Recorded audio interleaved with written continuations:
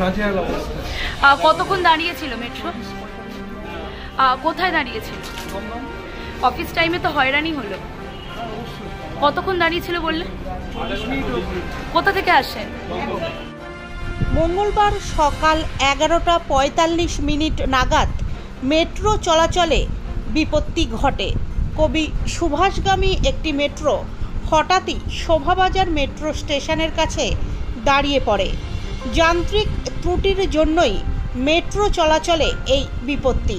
প্রায় আধ ঘন্টা মেট্রো চলাচল বন্ধ থাকে বলে জানতে পারা গিয়েছে। অফিস টাইমে সমস্যায় পড়েছেন নিত্যযাত্রীরা। বেলা 12:18 পর থেকে মেট্রো পরিষেবা আবার স্বাভাবিক হয়েছে বলে জানা গিয়েছে। আধ ঘন্টা হলো দাঁড়িয়ে আছি, এবার অসুবিধা হচ্ছে, কাজের জন্য তো বেরোতে হবে। এসে দেখলাম মেট্রো দাঁড়িয়ে রয়েছে, হয়রানি হচ্ছে, চারিদিকে মানুষ দাঁড়ানো। না, এমনি কোনো তো খবর পাওয়া যায়নি, শুনিনি কিছু। সায়ন্তন পাল।